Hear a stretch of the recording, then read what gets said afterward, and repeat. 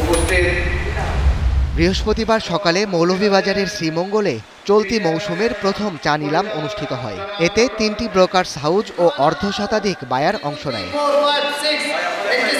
তবে প্রায় ২০০ বছরের রেকর্ড ভেঙে এবারই প্রথম নিলামের আগে চায়ের সর্বনিম্ন দর বেঁধে দেয় বাগান মালিক, চা বোর্ড ও শিল্প মন্ত্রণালয়ের যৌথ কমিটি। প্রকারভেদে প্রতি কেজি চায়ের সর্বনিম্ন দর নির্ধারণ করা হয় ১৬০ টাকা থেকে ৩০০ টাকা পর্যন্ত।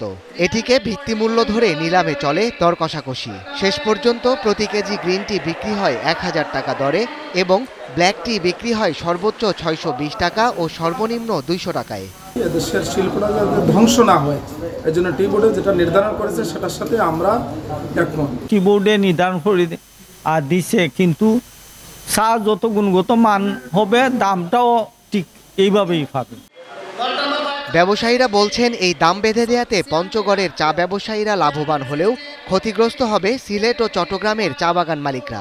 ফলে তাদের অনেকেই পূর্বদর নির্ধারণের বিরোধিতা করছেন। আমরা এ পর্যন্ত যত চা বিক্রি করেছি নর্থ বেঙ্গলের, তা ১৬০ টাকার তো বিক্রি করা যায় নাই, ১৩০ টাকা সর্বোচ্চ আমরা বিক্রি করেছি। প্রত্যেক বায়ারেরই নজর ছিল কোয়ালিটি সম্পন্ন চায়ের দিকে। আমরা আশা করব বাগান মালিকরা বা বাগান কর্তৃপক্ষরা যদি কোয়ালিটি সম্পন্ন চায়ের উপর গুরুত্ব দেয়, তাহলে চায়ের বাজার উপরের দিকে যাবে।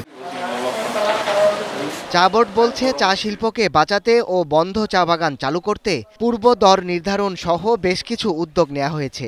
চা শিল্পের যেটা মূল লক্ষ্য, যে দেশের চাহিদা মিটিয়ে বিদেশে গুণগত মান রক্ষা করে চা বিদেশে রপ্তানি করা।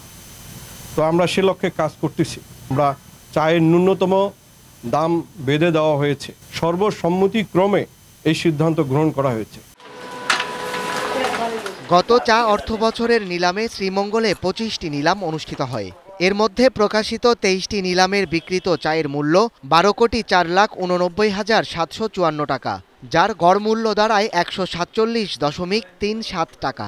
গেল বছর রেকর্ড পরিমাণ ১০২ মিলিয়ন কেজির উপরে চা উৎপাদন হলেও বিভিন্ন কারণে দাম পাননি চা মালিকরা। তবে চলতি মৌসুমে সরকারের বেঁধে দেয়া দরে ঘুরে দাঁড়ানোর আশা চা বাগান মালিকদের। এখন মৌলভীবাজার। ওয়ালটন ফ্রিজ কিনে অনেকের মতো আপনিও হয়ে যেতে পারেন মিলেনিয়াল। সেরা পণ্যের সেরা অফার।